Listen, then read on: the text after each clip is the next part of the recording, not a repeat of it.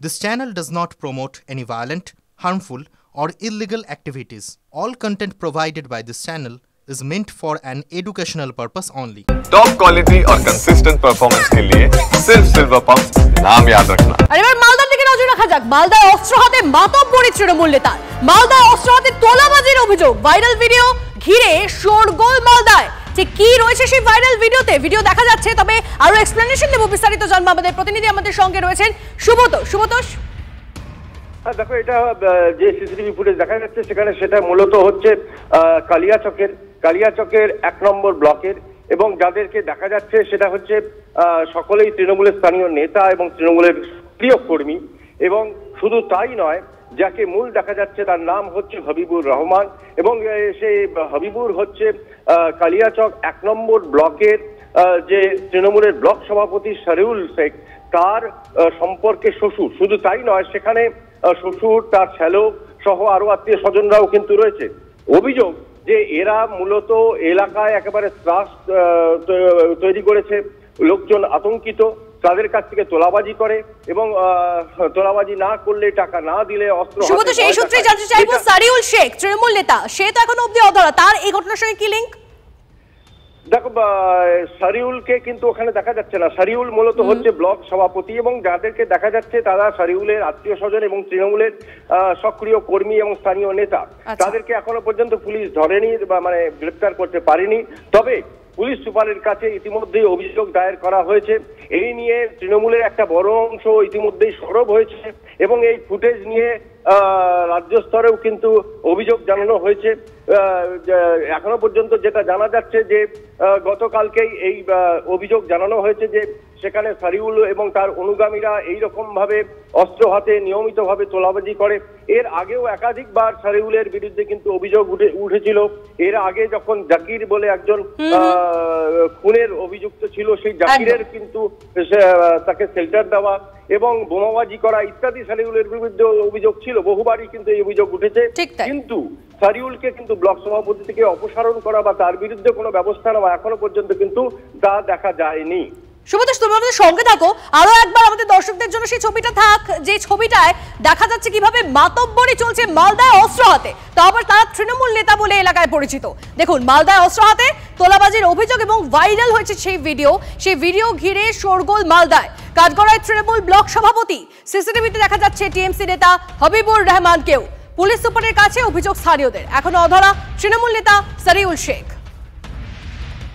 যে ছবি দেখছেন আপনারা, মালদায় তৃণমূল নেতার দাদাগিরি, আগ্নেয়াস্ত্র হাতে তোলাবাজি। সুব্রত আমাদের প্রতিনিধি আমাদের সঙ্গে রয়েছে, সুব্রতের সঙ্গে আরো একবার কথা বলি। সুব্রত, প্রায় কতদিন ধরে এই ধরনের ঘটনা চলছে, এই ধরনের মাতব্বরি তারা করে যাচ্ছে, কিন্তু কেউ কিছু দেখেও কি কিছু বলছে না? তাদের বিরুদ্ধে কোনো স্টেপ নেওয়ার হলেও কি নিচ্ছে না? দেখো, মাঝে মাঝে বিক্ষিপ্ত সংঘর্ষের ঘটনা কালিয়াচকে একে হয়েই থাকে, এবং তোলাবাজি বা কোনো টেন্ডার পাওয়া নিয়ে নিজেদের মধ্যে সংঘর্ষ, এবং তার জেরে এখানে খুনও হয়েছে, প্রকাশ্যে মাথা থেতলে খুন করে দেওয়া ইত্যাদি কিন্তু ঘটনা ঘটেছে। কিন্তু যারা সাধারণ মানুষ যারা সেখানে তাদের কাছ থেকে তোলাবাজি করে, তাদের এই দুঃসাহস নেই যে এই সমস্ত মানুষের বিরুদ্ধে সেইভাবে প্রতিরোধ তৈরি করা বা তার বিরুদ্ধে বিক্ষোভ দেখানো। কারণ হচ্ছে যে এরা যদি থানাতেও যায় তাহলে তার ওপরে এতটাই হামলা হতে পারে, এই আশঙ্কা রয়েছে।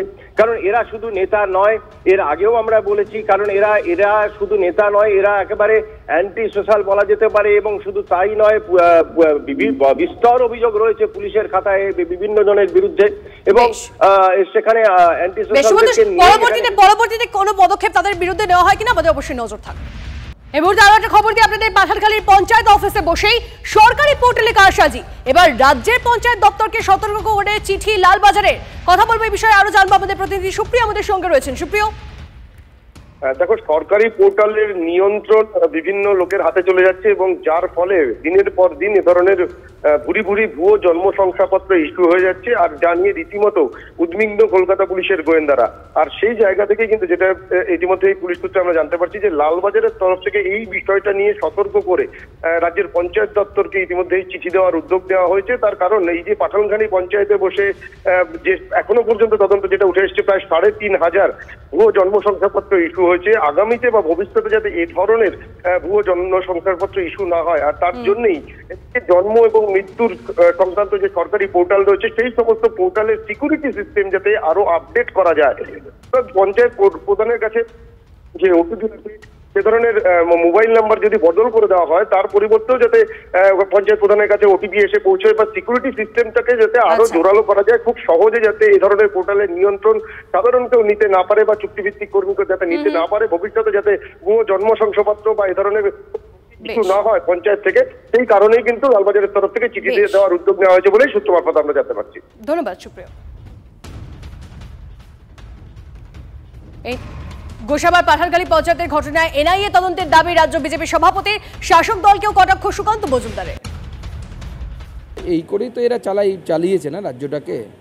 কিছু এই ধরনের মানুষ তারা রাজ্যের ভবিষ্যৎটাকে বিক্রি করে দেওয়ার ব্যবস্থা করেছে। এদের ধরে এনআইএ তদন্ত হওয়া উচিত এবং উপযুক্ত জায়গায় পৌঁছানো হচ্ছে। সবার আগে ওই 3.5 কোটি টাকা ক্রোক করা উচিত, যেন এই পাপ করে যে টাকা সে রোজগার করেছে এই টাকার ভাগ যেন তার পরিবারের কেউ না পায়, স্বাদ যেন পরিবারের কেউ কোনো না পায়।